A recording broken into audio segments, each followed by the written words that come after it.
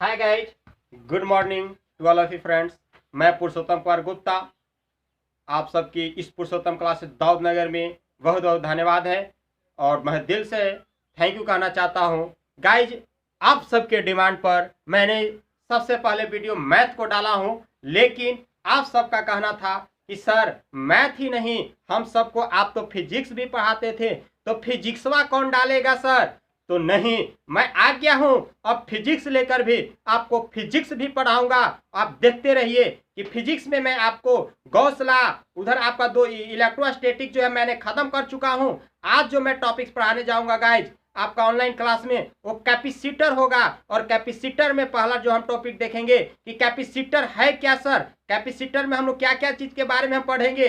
तो हम लोग इलेक्ट्रोस्टैटिक्स के बारे में उधर पढ़ लिए थे, लेकिन हम थोड़ा सा उस पर फोकस कर देंगे क्योंकि मुझे उस चैप्टर से कुछ रिलेशन है, कुछ जरूरी है जो हमको इसमें बहुत जरूरी ऐड करना होगा। तो आइए हम सबसे पहले बात करते हैं कंडक्टर के बारे में, यानी चालक के बारे में। तो गाइज हम लोग देखते हैं कि कंडक्टर क्या होता है, यानी चालक क्या होता है गाइज। तो चालक के बारे में आपको पता होना चाहिए कि जब कोई पदार्थ विद्युत क्षेत्र के सामने जाने पर, सपोज दैट ये एक मतलब कि कोई ऑब्जेक्ट है, कोई पदार्थ है, और इस पदार्थ के बाद हम कोई सब्सटेंस यानी कोई पदार्थ जब इस विद्युत क्षेत्र के सामने ले जाते हैं, ठीक ना। तो जब इस विद्युत क्षेत्र के सामने ले जाएंगे दोस्त, तो इसमें इलेक्ट्रॉन का प्रवाह होना स्टार्ट हो जाता है। किसका? इलेक्ट्रॉन का प्रवाह होना स्टार्ट हो जाता है। तो उसी को हम लोग कहेंगे कि वह चालक है। उसको हम लोग क्या कहेंगे कि चालक है। और चालक का हम लोग परिभाषा देते हैं कि चलिए, तो देखिए गाइस, अभी मैं बात कर रहा था चालक की परिभाषा भी दिया आपको और मैंने लिख दिया। इसके बाद मैं फिर से आपको बता देता हूं कि चालक क्या है। तो जब किसी पदार्थ को बाह्य विद्युत क्षेत्र लगाए जाने पर, सपोज दैट ये कोई एक पदार्थ है और इस पर हम बाह्य विद्युत क्षेत्र लगाएंगे, मान लेते हैं कि प्लस आवे जो है ना कि आवे सब विद्युत क्षेत्र बाहर की ओर लगा रहे हैं, है ना। तो जब ये बाह्य विद्युत क्षेत्र लगाते हैं तो अपने से इसमें जो होता है, ये अपने से विद्युत धारा का प्रवाहित होना जारी कर देता है।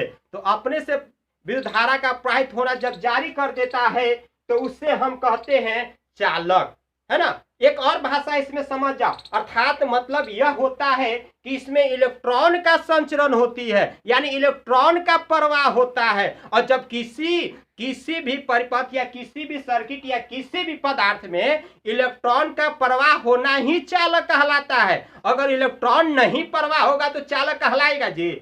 तुम भोजन खाए नहीं करोगे तो बोलोगे क्या खा, एनर्जी शरीर में रहबे नहीं करेगा तो कैसे बोलोगे यार। तो किसी भी चालक होता है तो चालक का मुख्य उद्देश्य क्या है? इलेक्ट्रॉन का संचरण। तो इसमें क्या होता है, तो इलेक्ट्रॉन का संचरण होना शुरू हो जाता है। तो उसे विद्युत धारा का प्रवाह के लिए इलेक्ट्रॉन का नहीं बल्कि होल्स का भी जरूरी है। इलेक्ट्रॉन से केवल विद्युत धारा प्रवाहित होगा जी, होल्स के लिए नहीं जरूरी है। तो होल्स भी जिम्मेदार होती है। होल्स का मतलब क्या होता है समझ रहे हो? अरे होल्स का मतलब होता है कि होल्स सेमीकंडक्टर के लिए एप्लीकेबल होती है। जब हम कैपेसिटर के बारे में हम बताएंगे ना, यानी चालक की धारिता के बारे में बताएंगे ना आगे, तो उधर हम इसका प्रयोग करेंगे। कौन प्रयोग करेंगे? होल्स का प्रयोग करेंगे। वहां हम होल्स का प्रयोग करेंगे। यहां हम जिक्र कर दिए कि नहीं, किसी भी परिपथ में केवल इलेक्ट्रॉनों का प्रवाह होना जरूरी नहीं है, बल्कि उसमें होल्स का भी होता है। होल्स भी बहुत बड़ी जिम्मेदार होती है। और कैपेसिटर पढ़ रहे हैं, बच्चा वाला परिभाषा मत देना कंडक्टर का, समझ गया ना। बच्चा का परिभाषा अगर देना है तो यहीं तक होता है कि केवल परिभाषा यही दे दो बच्चा में कि जब किसी पदार्थ को बाह्य विद्युत क्षेत्र लगाए जाने पर अपने में से विद्युत धारा को प्रवाहित होने लगता है तो उसको हम कहते हैं चालक। अरे यार बच्चा 9वां 10वां में पढ़ गया, अब तू आईएएस चल गया जी, अब वही परिभाषा दोगे, कुछ हट के दो यार। तो आइए गाइस, यही था आपका, इसी को हम लोग क्या कहते हैं? चालक कहते हैं। अब अगला पॉइंट है हमारा, वह है इंसुलेटर। इंसुलेटर है ना। अचालक जो इंसुलेटर कहलाते हैं। तो आइए गाइज, मैं आपको बता रहा हूं अब इंसुलेटर के बारे में। मैंने डिफिनेशन लिख दिया, मैं बता रहा हूं कि देखिए इंसुलेटर क्या है कि जब किसी पदार्थ को किसी विद्युतीय क्षेत्र में लाया जाता है, सपोज दैट यह क्या है, एक पदार्थ है और इस पदार्थ को चारों तरफ विद्युतीय क्षेत्र में हम लाए हैं, इधर लाए हैं, विद्युतीय क्षेत्र में लाए हैं। तो जब विद्युतीय क्षेत्र में लाया जाता है तो उस पदार्थ के अंदर इलेक्ट्रॉन का संचरण नहीं होता है, यानी इलेक्ट्रॉन का प्रवाह नहीं होता है। और इलेक्ट्रॉन का प्रवाह नहीं होता है, एकरा मतलब क्या, और एकरा मतलब क्या समझ रहे हो? अरे एकरा मतलब यह कि आवेश देने, देखिए आवेश देने के उपरांत भी, आवेश दे रहे हैं हम और उसके उपरांत भी इलेक्ट्रॉन का मोशन हो ही नहीं रहा है, इलेक्ट्रॉन गति कर ही नहीं रहा है। तो जब इलेक्ट्रॉन गति करबे नहीं करेगा तो बताओ ना आवेश कहां से उत्पन्न होगा जी? कहां से जो है कि आपका इलेक्ट्रॉन जब प्रवाहित होबे नहीं करेगा तो विद्युत उत्पन्न कहां से होगा? तो आवेश देने पर, आवेश इलेक्ट्रॉन को हम दे रहे हैं तो इलेक्ट्रॉन का मोशन हो ही ना रहा, तो विद्युत धारा का प्रवाह होगा कहां से? और जब विद्युत धारा का प्रवाह होबे नहीं करेगा तो उसको कहते कौन सी है? उसको इंसुलेटर न कहेंगे। इंसुलेटर का कार्य है कि किसी इलेक्ट्रॉन का प्रवाह हो ही नहीं देंगे, और जब इलेक्ट्रॉन का प्रवाह होबे नहीं करेगा तो विद्युत धारा उत्पन्न होबे नहीं करेगा, तो उसको हम कहेंगे कौन? इंसुलेटर है। और एग्जाम्पल में लेना चाहते हो तो ले लो ना जी, रबर हो गया, है ना, रबर हो गया, प्लास्टिक हो गया, है ना, प्लास्टिक हो गया, प्लास्टिक के बाद आप ले लो चेयर हो गया, सूखा चेयर, है ना, लकड़ी हो गया, है ना, ईटीसी। अरे ये सब क्या है? इंसुलेटर है। यो तो इंसुलेटरे है ना। अरे किताबियों जो देख रहे हो, यही जो सोल्व कर रहे, यही तो इंसुलेटरे ना है। एक से इलेक्ट्रॉन प्रवाह होगा नहीं ना होगा, तो इंसुलेटर है। और कंडक्टर के एग्जाम्पल अगर लिखना चाहते हो तो इसमें लिख लो ना जी, मेटल। अरे मेटल क्या है आपका जी? मेटल में, उसमें मेटल की परिभाषा क्या होता है कि metal is a good conductor of heat and electricity, है ना। तो इसका सबसे अच्छा एग्जाम्पल है कि मेटल ले लो। अब मेटल में जैसे में लेना चाहते हो तो ले लो, तांबा हो गया, चांदी हो गया, एल्युमिनियम हो गया, और ये सब है ना। तो इस सब इलेक्ट्रॉन का क्या होता है? तांबा हो गया आपका, है ना, तांबा। इसमें कंडक्टर में बता रहा हूं, तांबा हो गया आपका, चांदी हो गया, और आपका एल्युमिनियम हो गया, है ना। तो इस सब में इलेक्ट्रॉन का प्रवाह होता है। तो जिसमें इलेक्ट्रॉन का प्रवाह होता है उसको चालक कह देते हैं, जिसमें इलेक्ट्रॉन का प्रवाह नहीं होता है उसको अचालक कह देते हैं जी, सिंपल सी भाषा में। तो अब आइए गाइस, मैं इसके बाद में आप बताने जा रहा हूं चालक की धारिता। आइए नेक्स्ट पॉइंट। तो देखिए ये हम लिख दिए अब दोस्त। अब इंसुलेटर और कंडक्टर के बताने के बाद आपका यह चालक की धारिता, है ना जी। तो धारिता देखिए कि क्या है चालक की धारिता, कैपेसिटेंस। तो कैपेसिटेंस कहते किसको है? तो सुनो, किसी चालक प्लेट को, ठीक ना, सपोज दैट गाइस, यहां देखो, ये मान लेते हैं कि कोई चालक प्लेट है ना। अब इस चालक प्लेट को आवेश दिया जाता है, मान लेते हैं कि प्लस क्यू आवेश दे रहे हैं, है ना जी। अरे समझो ना, इधर ध्यान किधर है, नाटक इधर हो रहा है। तो देखो इसमें हम प्लस क्यू आवेश को दे रहे हैं, तो जब क्यू आवेश को देंगे तो इसके अंदर जो मान लेते हैं कि ये दूरी है, इसके अंदर से r दूरी पर है ना। तो इसमें जो विभव उत्पन्न होगा, है ना, इसमें जो विभव उत्पन्न होगा उसी के अनुपात में वृद्धि होती है। किसके अनुपात में? जो आवेश दे रहे हैं। बात समझ में आ रहा है ना। और ये जो क्यू आवेश दे रहे हैं ना, तो इसके अंदर जो विभव उत्पन्न हो रहा है ना, तो ये जितना विभव में वृद्धि हो रही है वह आवेश के अनुपात में ही वृद्धि हो रही है। बात समझ में आ रहा है। सपोज दैट कहे के मतलब कि हम 5 कूलम के आवेश ले ली, है ना, तो हमारे 5 वोल्ट के जो है ना विभवांतर उत्पन्न वृद्धि हुई थे, ठीक ना। तो मतलब कि दोनों एक दूसरे के कोची हो गया, प्रोपोर्शनल हो गया, यानी डायरेक्टली प्रोपोर्शनल हो गया। कहने का मतलब यह कि हम आवेश को हम कोची से सूचित करते हैं? क्यू से। क्या कहते हैं? प्लस क्यू से। तो प्लस क्यू होगा तो क्यू इक्वल टू हमको मिलता है क्यू डायरेक्टली प्रोपोर्शनल टू भी, क्यू डायरेक्टली प्रोपोर्शनल टू भी, ये होता है गाइस। ये क्यू क्या है? आवेश है, और भी क्या है? विभव है। बात समझ में आ रहा है। कहने का मतलब यह कि हम 2 कूलम के आवेश ले रहे हैं तो हमारा उसी अनुपात में विभव का भी वृद्धि होगा, 2 वोल्ट का वृद्धि होगा, है ना। तो तो यही है आपका कि Q होता है अनुक्रमानुपाती विभव का, हिंदी होता है अनुक्रमानुपाती। तो Q directly proportional to V। तो अब आइए गाइस, जब हम ये अनुकर्मानुपाती आप दिख रहे हैं, तो ये अनुकर्मानुपाती हटाते हैं तो पता है, तो ये क्यू को हटाएंगे गाइस, तो इस समानुपाती हटाते हैं तो कोई कांस्टेंट टर्म देते हैं। इतिहास पुराना है, 8वें 9वें 10वें में पढ़ते आ रहे हो। तो डायरेक्टली प्रोपोर्शनल हटाते हैं तो ये कांस्टेंट टर्म देते हैं कौन सी, सी। क्या दे रहे हैं, सी। तो सी हो गया, यही आवेश बराबर क्या सूत्र हो गया, सी गुने भी। सी के कहते हैं कोची सर, आप सी दे दिए, सी के कहते हैं कोची, हम के नहीं दे सकते हैं सर, एल नहीं दे सकते हैं सर। तो नहीं, ये हम अनुपाती ले रहे हैं ना, और सी को हम लोग चालक की धारिता से इंडिकेट करते हैं। हमारे यही सीवा बस समझ में आ रहा है, और यही सी या धारिता है ना जी। एकरे खोजे खातिर हम इतना नौटंकी कैली कि सी कहाँ लुकायल हल, सी मिल गया। यही सी आपका क्या है, चालक की धारिता है, जिसको कैपेसिटेंस कहते हैं, कैपेसिटेंस के नाम से जाना जाता है गाइज। अब यही कैपेसिटेंस है।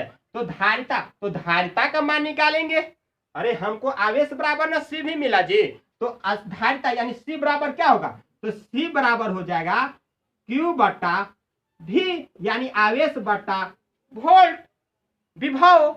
आवेश बटा कोची, विभव, यानी आपका मिल गया धारिता बराबर आवेश। अब बट्टा में कौन चीज जी, अरे बट्टा में कौन चीज, विभव, चार्ज बाई वोल्ट।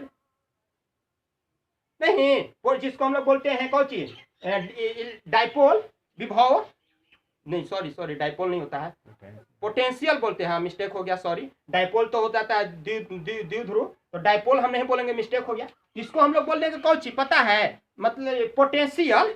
तो ये हो जाएगा आपका चार्ज बाई कौन चीज, पोटेंशियल। चार्ज का ऐसा यूनिट क्या होता है, कूलम्ब, और इसका ऐसा यूनिट क्या होता है, वोल्ट। बात समझ में आया।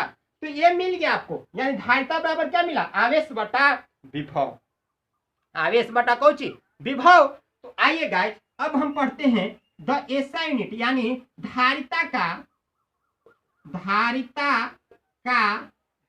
एसआई यूनिट है ना। निकाल लीजिए यहां से, अरे निकालिए ना यहां से। आवेश का क्या होता है, कूलम्ब होता है, और इसका क्या होता है, वोल्ट। तो हम बोल सकते हैं कूलम्ब प्रति वोल्ट, या एकरे नाम कोची पर है पता है, और एकरे नाम क्या पड़ता है पता है जी गाइज। और एकर तो ये मतलब छोटी यूनिट न हो गया, लेकिन एक बड़ा पैमाना पर चलोगे, कूलम्ब प्रति वोल्ट कहेगा जी। तोरा कह दो कि ए लड़का वाइने सुन तो अच्छा लगेगा है। तो ओकर नाम एक फिजिकल से नाम लो, भौतिक विज्ञान से नाम लो, तो एक नाम कोची पड़ता है, इससे बहुत बड़ी मात्रक होता है, उसका नाम पड़ता है फैराड। क्या नाम पड़ता है, फैराड, है ना। तो ये ऐसा यूनिट हो गया आपका कौची, फैराड। ऐसे कूलम्ब प्रति वोल्ट भी बोलेगा तो चलेगा गाइस, है ना। इसी को रिप्रेजेंट किया जाता है किसमें, फैराड में, ठीक ना। तो अर्थात, है ना गाइस, अर्थात समझिए कि अर्थात क्या है, ये धारिता, चालक की धारिता, तो एकदम छोटी सी भाषा में एकदम दिमाग में हटा लेना। जितना कूड़ा कचरा है सब फेंक दो, हम बोल रहे से सुनो।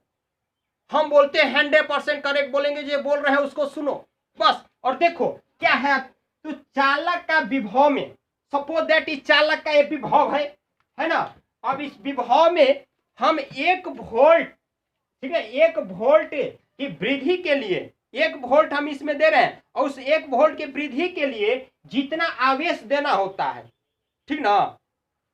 मतलब कहने का मतलब सीधा सीधी हम ये भाषा सुन लो कि आप खाना खाते हो ना जी, तो आपका एक मतलब एनर्जी देने के लिए 1 जूल हम दे रहे हैं आपको एनर्जी, तो ये 1 जूल एनर्जी दे रहे हैं, तो उसे कितना कैपेसिटी बोल सकते हो, ठीक ना। तो जितना कैपेसिटी बोलने के लिए 1 जूल को एनर्जी दिया जाता है, तो उसी को ना हम कहेंगे कि हमारे अंदर से जो पावर आ गया, शक्ति आ गया, तो वही आपका है। ध्यान दीजिएगा कि क्या है, चालक की धारिता।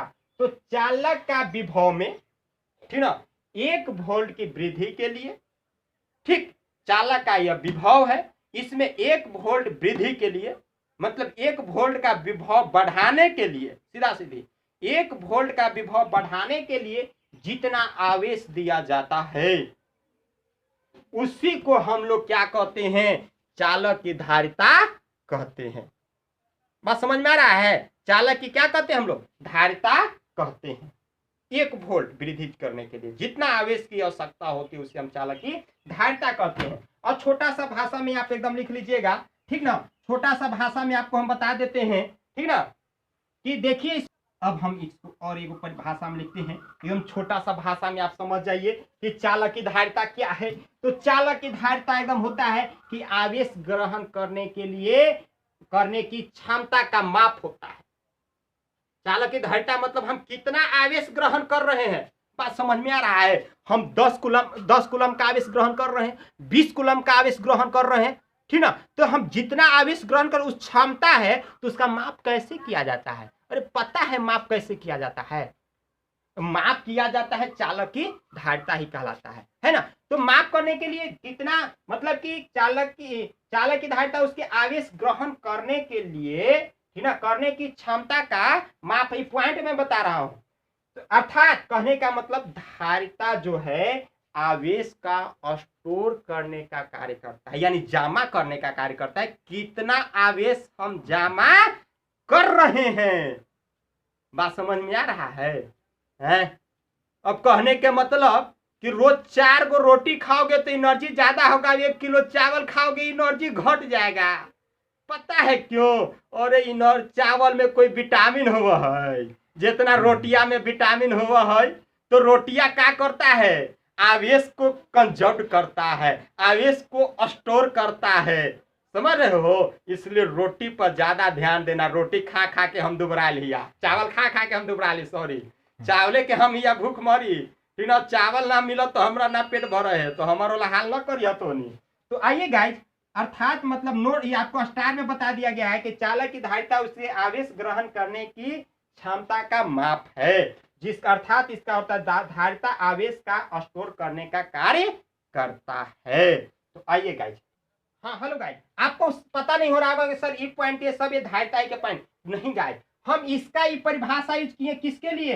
एक फार्मूला ड्राइव करने के लिए, है ना। यहां से हमको फार्मूला मिला, इस फार्मूला से हमको इसका चालक की धारिता पर मिला, और धारिता का मुख्य उपयोग क्या है इसके लिए हमने बता दिया। ये पॉइंट है कि मुख्य उपयोग इसका है वो आवेश ग्रहण करने की क्षमता का माप है। इसका मुख्य मैं बता दिया, आपका वह उपयोग बता दिया, ठीक ना। तो ये 3 पॉइंट बताया, और अगला पॉइंट मैं बताने जा रहा हूं, से देखिए गाइज,